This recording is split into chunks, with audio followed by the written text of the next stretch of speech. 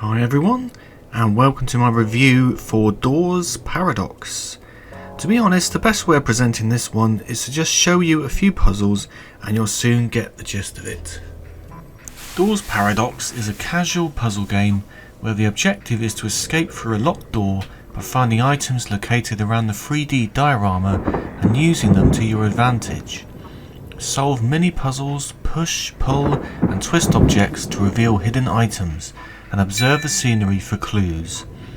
Along the way, experience a fragmented commentary about man's pursuit to achieve the unattainable and other philosophical thoughts, whilst enjoying the casual atmosphere. Doors Paradox is a fun game, but it may not challenge those looking for a difficult puzzle game. That's not to say I didn't get stuck a few times trying to solve puzzles, as they don't come with any objectives or instructions, so that can be problematic, but I didn't have much trouble working out where objects had to be placed. On the rare occasion you might get stuck, there is a hint button which pinpoints exactly where you should be concentrating your efforts, and even a skip puzzle if a puzzle is proving too difficult. When you use these options, it's completely up to you, making the game as stress-free as you like. If you want to scratch your head and think about things, you can do so, but if you feel frustrated, you can just move on. This makes it a very casual affair, and the soundtracks and imaginative locales reinforce the chill factor. If you played games like Cats in Time, or to a lesser extent the Da Vinci series, then you'll know exactly what to expect. Presented with a 3D diorama of a scene, spin around it looking for items to pick up, or look for places that may be manipulated, like opening shutters or pulling, pushing or twisting things. Areas are always very small, and any points of interest can be zoomed in to investigate. Once picked up, items appear in your inventory, and you have to search the area for places where you think the items may fit. For example, the item could be a spanner to unscrew a bolt, or a hammer to knock a nail in. You will need to use your judgment how that item may be used. Some items are more obvious and their shape fits into a crevice or on a puzzle, usually initiating a mini puzzle. Solving puzzles or using items successfully usually results in receiving another item, until eventually the item you do receive is the one needed to open the door and escape to the next level. In each scene there is a scroll and 2 gems to be found. One gem relates to chaos and one gem relates to order. Collect all the gems on each level to unlock special levels relating to these states of mind. Unravelling the scroll reveals a very brief proverb or a commentary on the state of the human psyche, or the direction the human race is travelling, usually descending fast. There are 3 chapters with a total of 52 levels and 6 bonus levels. It took me around 10 hours to complete everything to 100%. Things start off quite basic, acting like a tutorial, and the first chapter is the least imaginative and least difficult of the 3. It probably outstays its welcome on this front, as I was waiting for things to get more complicated or involved, but it never quite happened. I got a slight feeling that it all felt a bit too similar, but nonetheless it was still enjoyable. The second chapter ramps up slightly in difficulty, and the environments are much more imaginative. My favourite dioramas were the interactive ones, creating consequences for your actions, or producing nice special effects. These seem to be more prevalent in Chapter 3, and I find myself leaving Chapter 2 to indulge in the visual feasts on offer elsewhere. I still would have liked to have seen more in the special effects department though. There were some memorable dioramas with explosions and entertaining outcomes to puzzle solutions, but the bar didn't remain high for the whole experience. I think that is something they could improve on in their next effort. Go big, bold and more interactive. Each level has its own distinctive theme, like futuristic, Aztec, tribal and even light horror themes. This helps to distinguish between levels and keep things fresh. Some of them were very impressive and very creative.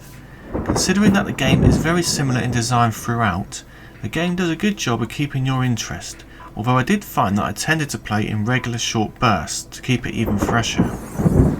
I would describe the puzzles as manageable in most circumstances. Some were easy, some were moderate, and some were very difficult, or difficult to understand the concept. I did have to skip a couple of puzzles, but it doesn't necessarily affect gameplay unless there is an achievement associated with it, as sometimes there is. Most of the time I had to think about things and there was some trial and error, so I was satisfied in the main with the difficulty of the puzzles. After all, I think this is meant to be designed as a casual experience rather than a challenging test. There were a couple of design flaws which hindered progress, but once you encounter these and understand them, then you can bypass them with a little care. For example, sometimes you are certain that you know the solution to a particular facet, but it just isn't behaving as you would expect. Why is that spanner not loosening the screw? It's because you are not fully zoomed in enough. You think you are close enough, but you need to zoom in further before the mechanics work, so watch out for that one. I also had problems with a couple of puzzles due to my unusual resolution and widescreen monitor. I had to reduce the size of the screen for the puzzle to work properly. Some puzzles will require a pen and paper to note down symbols, numbers, or descriptions of some sort, as the solution will be on one side of the scene and the puzzle on the other, so unless you have a very good memory you'll need to jot it down. The other thing I didn't like was that there is no recording of how many jewels or scrolls you have collected so far, and if you forget you may well end up looking for something you already have.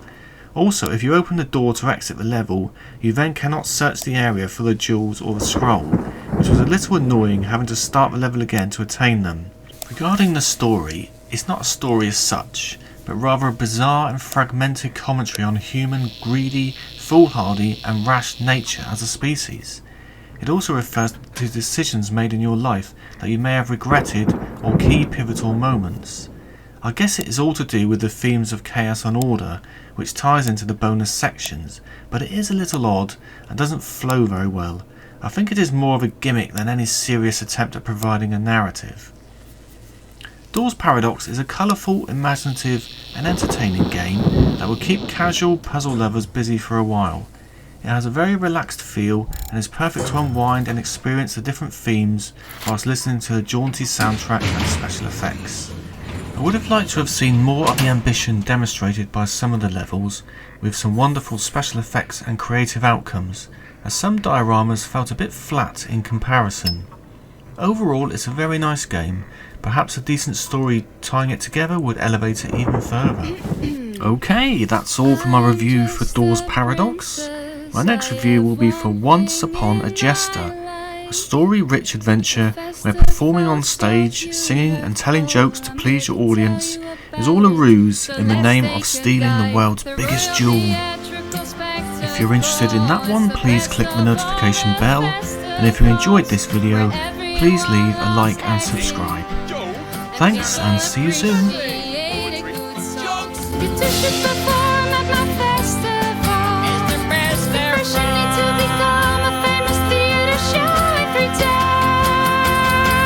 And that means you need at least 15 flower bouquets in every area.